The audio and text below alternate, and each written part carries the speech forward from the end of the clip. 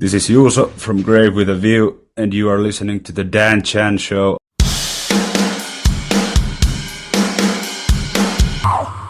I've got Juuso and Oskar from Grave with a View. How's things?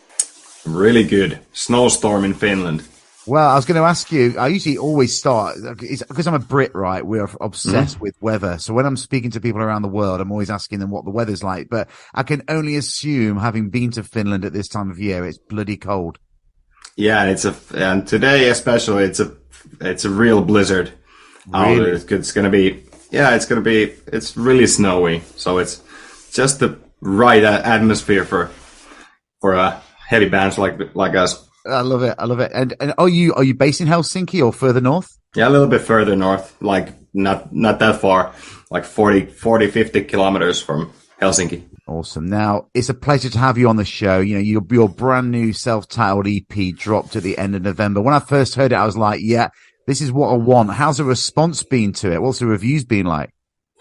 Well, there hasn't been really that many reviews yet. We don't, it's like we're just still learning about spreading the word, because it's like so. But the response from people, from what we've gathered, is really positive. So people are responding to it, and that's a great thing to see. And so we'll see. We'll try to keep up the thing and try to grow the Instagram and Spotify. Everything what you do nowadays. Of course. Just try to gradually spread the word. Of course, and that's what we're here to do today. So let's talk about black and roll, right? I mean, how did you decide to go down this path? And where did you come from? Where were your original influences? What got you to this place? Well, I started the band like 2018 with the basic idea was just to play like rock-based heavy music. And we dabbled a bit, and then Juuso took on the vocals and guitar, and that's when this kind of thing shaped. It's like we found what we're really about, basically. It was, so that's when we got it, like a little over a year ago. We kind of, decided and stumbled on this kind of form. So, and that was when this new stuff started happening, and we knew, like, okay, this is our thing, and this is what we're about, and this is what the world will hear about. I mean, stumbled on is actually it's a good term, because we didn't really think about what we're going to do. It just happened naturally. Yeah. I mean, where are your influences coming from? I can only assume, obviously, with the band name, I mean, I can only assume that comes from the Dark Throne track, right? Mm-hmm. That's one of the Dark Throne tracks from their first album. I don't know if I can't remember does Fenris like that album or not, but I came across that name, and it's just kind of stuck, because it has a nice vibe to it, and it doesn't get mixed up in different bands in this genre, especially. So it's a bit something different. So and the Dark Throne reference is a nice bonus. It wasn't the first thing, because of course nowadays when people think of band names, they go to Google and they try to see if it's taken or whatever. So this gave us only like the Dark Throne reference. So that's good enough for us, in that sense, that's a nice reference to have, but not like the only thing that it stands for. And obviously, I do assume that you come from a black metal background. Mm-hmm. Yeah, you assume correctly. So what bands are we talking? All the classics, obviously. Well, not exactly. The classics for us, it's a bit different, because I'm more into the Satyricon. Yeah, I love that. People, and Juuso is more into the more primitive and more foresty black metal kind of thing. Extreme. Oh, right. Yeah. Okay. Yeah. So, but we saw it as influence, of course, with the new stuff. For example, the Swedish craft is a big influence, of course, because they have like the also the sound, but also the kind of attitude of doing that.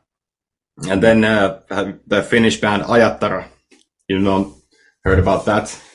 Right. You know what? The way you pronounce it is probably not the way I would hear it. So I probably have heard of them, but yeah, that's a Finnish band, and that has a similar vibe to us, and it's been around. It's the former lead singer of Amorphis, yeah, Pasi Koskinen.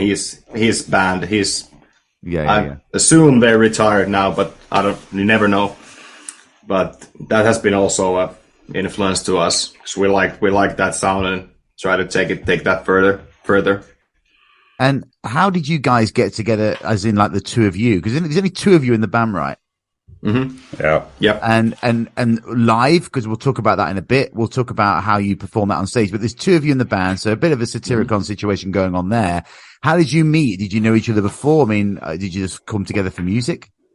Yeah, we got together for just this band in its first kind of Iteration. Yeah, first iteration, and then we just found out that there was only two of us that share the same kind of vision and the same kind of drive to do the band forward. And when we talked about it, that maybe we should do just a duo, and it was like hell yes, because it was really clear that that's like the only way forward.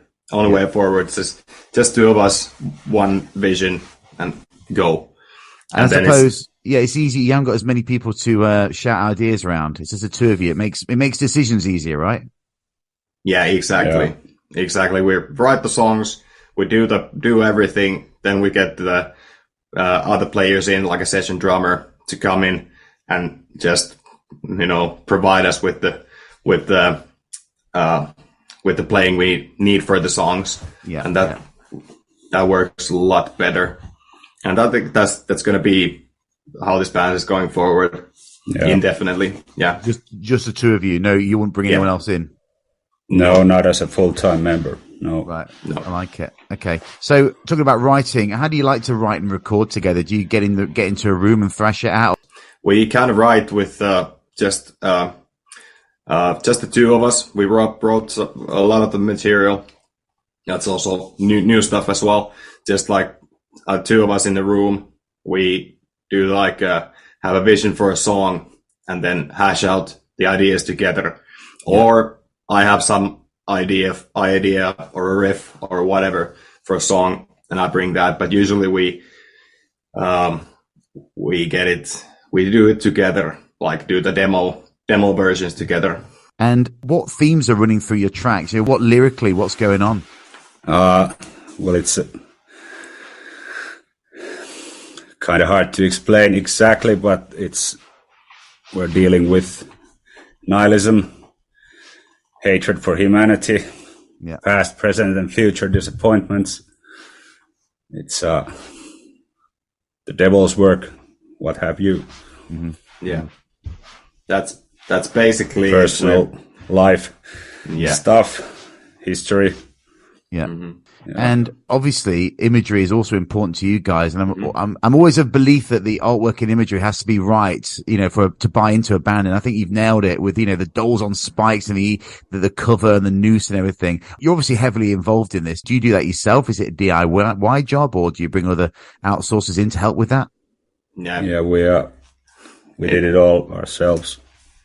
Yeah. Yeah. It's all the way from everything. We record everything ourselves. I mix everything. We take the photographs ourselves. We do eventually we're doing more video stuff, but we have to do it ourselves because the budgets are not there yet to bring along like professionals. Yeah. And but it's about the vision, and we've tried with other people, and it's really, really hard to have to try to explain the vision you have for the imagery. So we do it ourselves, but eventually, of course, we'll have to start networking and making connections with other people, and that's going to be also with the graphics, pictures, the videos as well.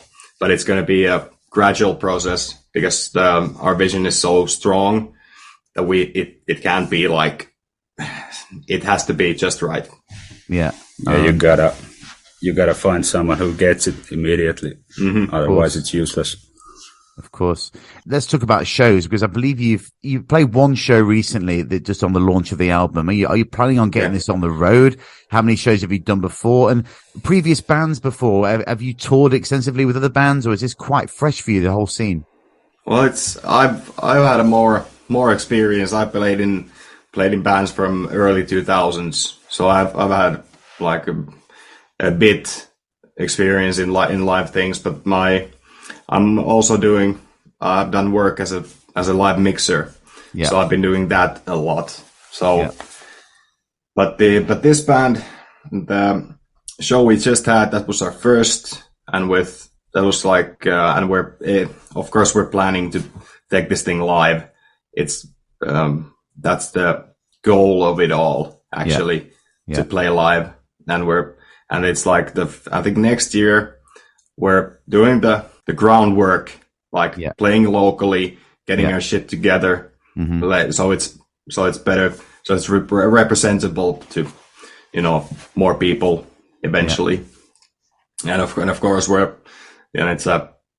it's a lot of work to just get from zero, because we're not like the most active scene guys. Right. Even in Finland, we know a bit people, but it's more like, it feels now that it's like we start from scratch. Like everyone we make is a new person and new connection. So that's gonna be our that's what we're concentrating on right now, getting this thing live and getting the shows done. And those that don't know that Finland is the most metal country in the world, why do you think this is? I mean, you said you don't connect too much with too many people, but I mean, I love it. As we said, it's pretty cold and expensive, but why is it so metal? I mean, are we talking the atmospherics of the wilderness and the landscape and, the walks and all that? Is that where it comes from? Or is it just that metal is just in the veins of Finnish people?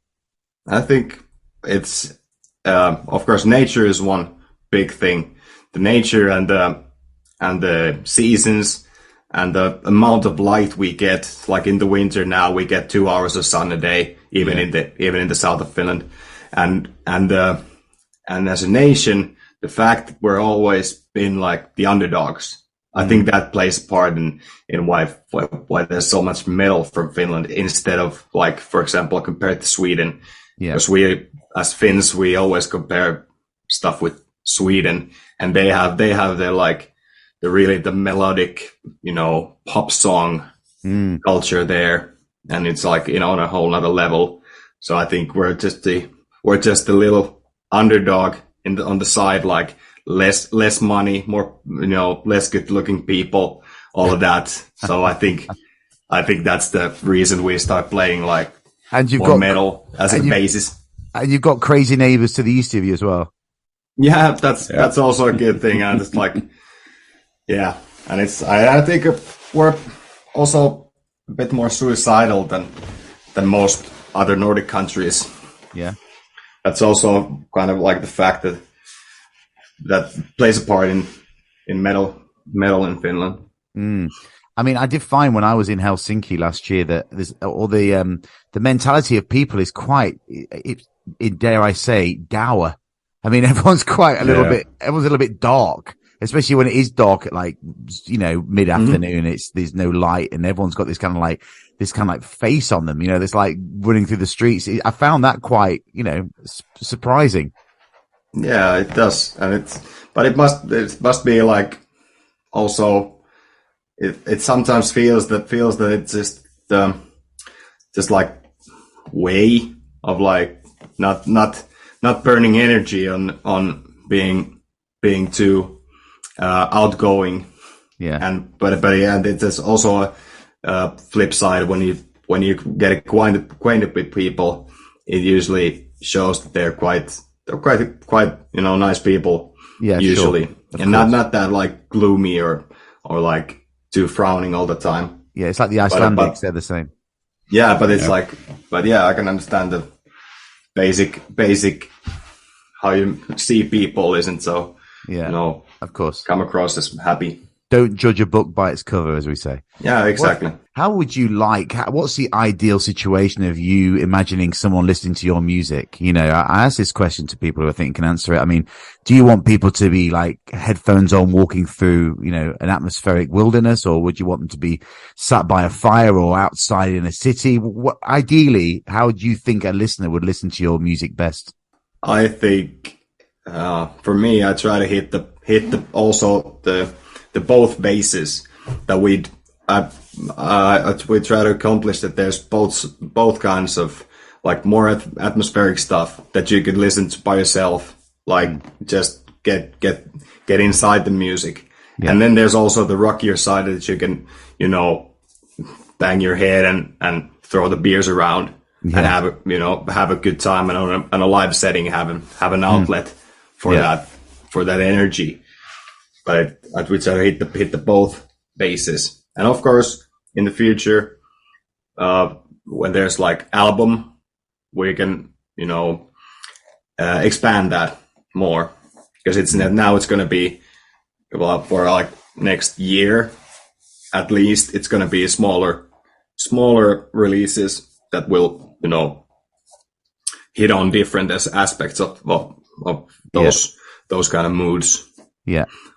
Yeah, so we're trying to have the energy to like really get going, but also have the depth to have the more. You can have the long walks in the nature with our songs as well. Yeah, exactly. So with that all in mind, are you going to do a full length album? I mean, or are you going to do, like as you say, like just single releases throughout next year? And have you got new music, in the pipeline? Yes. The full album is going to be tied to a label or someone to publish to get along with us for the physical release. That's going to be there. Yeah. And we have we have also a pipeline. We're recording really soon new songs. Yeah. And we're putting them out like early next year, February and March at latest, and start going with that. But it's going to be like shorter snippets, and it's going to be continuum of the EP. Great. And the album is going to be, when we find a good label for us, they can work with us for the physical release, then it's the album, of course. Great. We're writing constantly at the moment, so there's no real plan set in place. We're going to start writing a full length now, and it's going to be finished by then, but we're writing full time at the moment, and what's going to come out of that, we'll see. So maybe, like Oskari said, it's going to be maybe like a double song single released early next year or something like that. Awesome. Now, some random questions now, guys. Now, what one album do you wish you had worked on, performed on ever? What would you have liked to have had your name on in musical history? What would you like to say you played on? Bubblegum, Mark Lanegan. Yeah? Yeah, definitely. Best fucking album ever made. yeah. Any other decisions? That's Juuso's answer was really, really good. I'm still thinking, because for me it's like on the heavier side. So it has to be heavy. I'm drawing a blank heavy. I'll have to think of another one. If it has to be heavy, then I'll have to think of another one. Yeah. We'll come back to it. Now, yeah. What one thing do you think everyone should try once? Maybe dying. Everything. Yeah. You should try everything once. Everything. Yeah, everything. Did someone say dying? Yeah, I said. Oh, that's right. That's one thing you should try at least once. At least once. That's true. At least once. What one musician, alive or dead, would you want to go on a drinking session with? Phil Anselmo. Yeah, or Mark Lanegan. Yeah. Phil, maybe. Yeah, that'd be good, especially nowadays. What's your opinion of the whole Pantera thing? I think it's all right. I'm a huge fan myself. Yeah. Or how should I put it? I'm a fan of Mr. Anselmo's work as a whole, so I think it's a good thing. People are.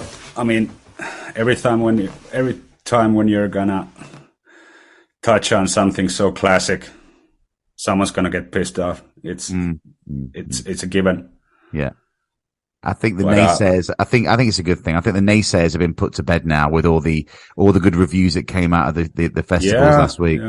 Yeah, and the clips sound awesome. There's exactly. And it's also the, and it's just I think it's great to do that. Like John Cleese has had a tour ongoing like a few years now, where it says the title is "The Last Chance to See Me Before I Die" tour. I think this Pantera thing is also that kind of thing. The same thing. I like, I think it's a good thing. And the people that, it offends someone or someone doesn't like it, then they should stay home. Yeah, I've come. Yeah, exactly.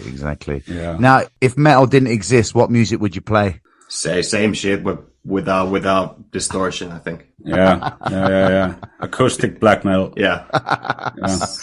Same thing, even if it's fucking cello or an oboe or a violin or whatever. You found a loophole in my question. Exactly. Yeah. What's on the band's bucket list, for the future, show-wise, aspirations? What do you want to do? For me, play festivals, like European metal festivals. That's not even a bucket list thing. That's a goal. Yeah. But that's like the next like big thing that's by metal festivals in Europe. Yeah. Awesome. And a full tour, I suppose, as well. Yeah. Well, that's kind of, we're not really like screaming for a full tour because it has to be something worthwhile, of course, because it's bands play, so it's the pay to play kind of thing. Yeah, and it doesn't.